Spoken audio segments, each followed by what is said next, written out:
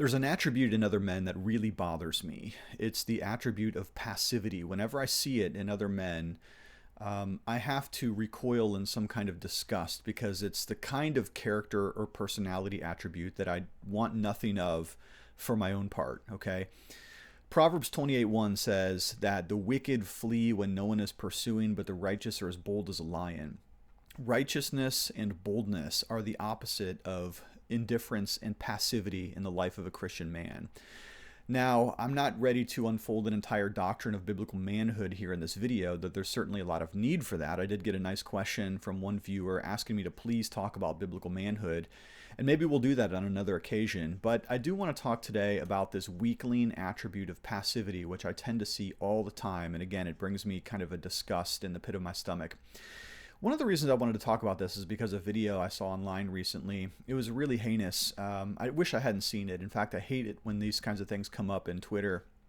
But it was a scene of a violent attack that somebody had retweeted on X or on Twitter, and a man was attacking a woman in a city downtown. And another man came out of a building and he saw what was happening and he just kind of waved it off and moved on as though he wanted nothing to do with that. He did not stop to help the woman or even consider the possibility that he might do something to stop somebody from being violently harmed. He just kind of moved on with his life and went on to his lunch or his next meeting or whatever it was. And I thought to myself, that is exactly the attribute that I can't stand in Christian men. And so I want to talk about that a little bit today in this video. What's up, everybody? If you're new or visiting, my name is Matthew Everhard. I'm one of the pastors here at Gospel Fellowship PCA. We are a Reformed Bible-believing church just north of Pittsburgh. If you're looking for a church like that, come check us out, Gospel Fellowship PCA. Reformed in theology, conservative in our worldview. We are robust and traditional in our worship. Sweetest people in the whole world. Again, Gospel Fellowship PCA, please come check us out.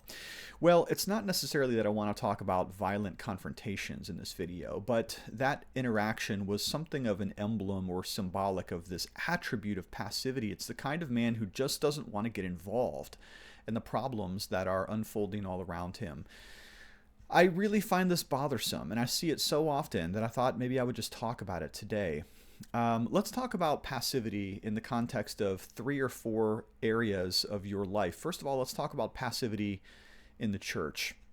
There's a certain kind of man, and I'm thankful that he at least comes to church sometimes. And please, I'm not talking about any particular individual here. So if you go to Gospel Fellowship, I'm not sketching you out here.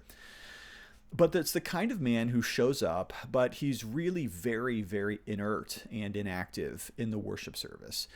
He does not pull out his hymnal when it's time to sing. If he does pull out his hymnal at all, he mumbles the words. His wife is maybe standing next to him, dutifully singing all of the verses, but he's either mumbling or not saying anything at all.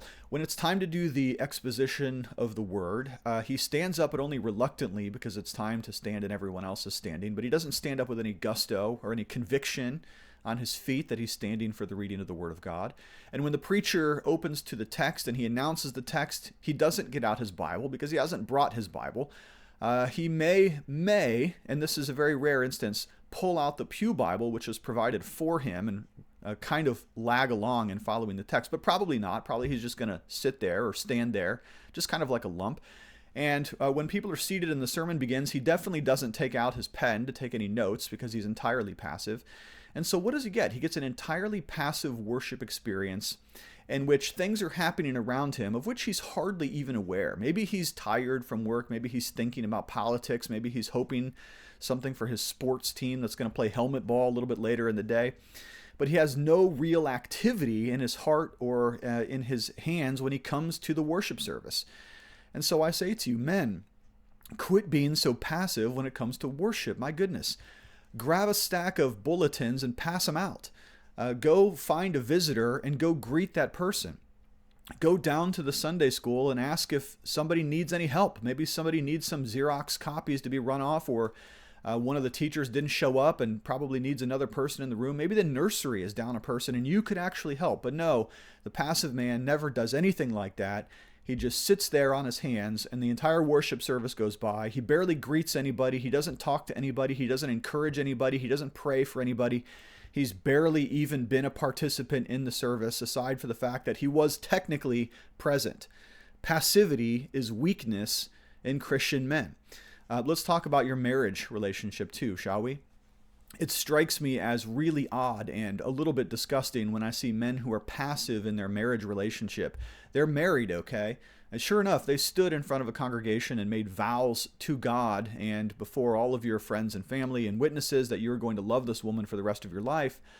But once you've claimed this beautiful woman for yourself and you've settled down nicely together in your matrimonial life, then where is the gusto that you had when you were pursuing this woman when you were dating?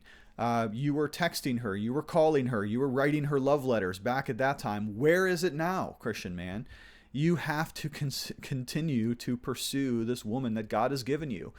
You know, you swore vows that you're going to be faithful to her. So where's the faithfulness?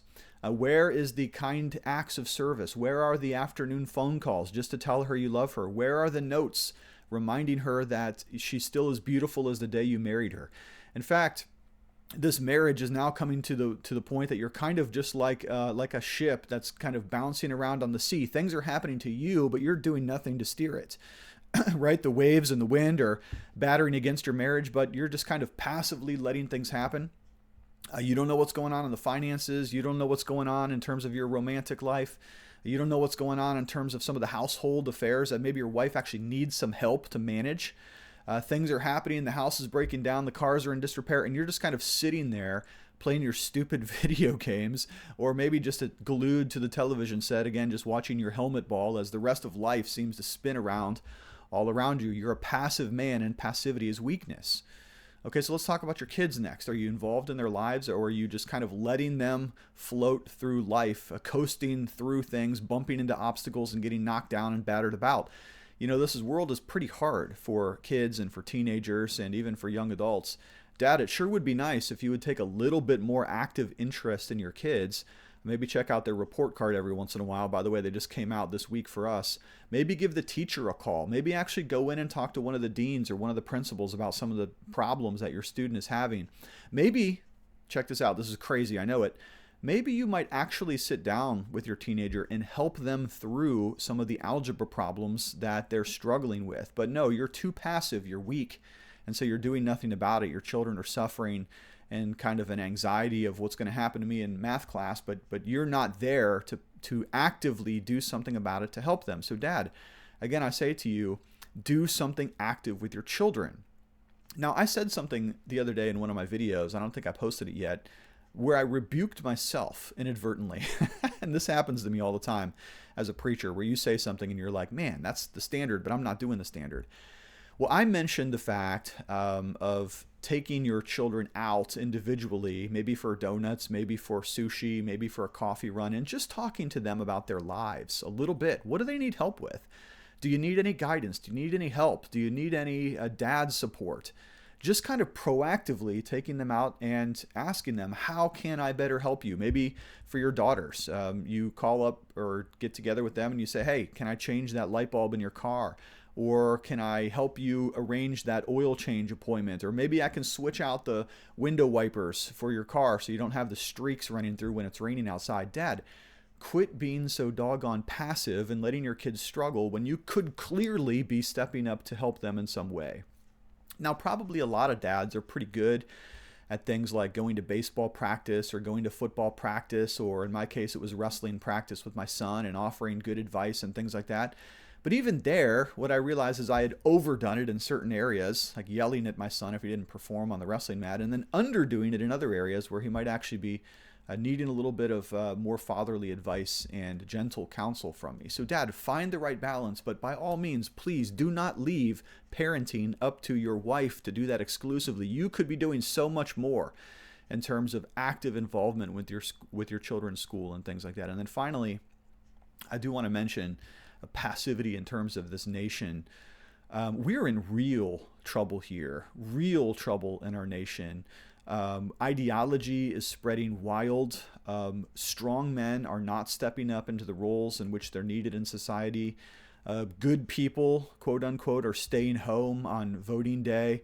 People don't call to make kind-worded complaints when our government goes woke or our representative officials do something stupid that jeopardizes the health and security of our nation. People aren't stepping up into the military anymore because of its perceived wokeness. People aren't running for office like they should. People aren't even going to school board meetings to complain about some of the ridiculous and wicked curriculum that they're trying to force down the throats of our children. Why are so many of these terrible things happening to us as a nation? Why are we so badly in need of revival by the hand of God, by the Spirit of God? Well, a lot of it is because weak men are far too passive when it comes to a time for action. So brothers, I say to you this, if you are a weak man, you're probably a passive man. And if you're passive, you're probably weak. But listen again to Proverbs 28:1. The wicked run when no one is pursuing, but the righteous are as bold as a lion. Thanks for checking in. That's all I have for you today. I do love you lots, and we'll talk to you later.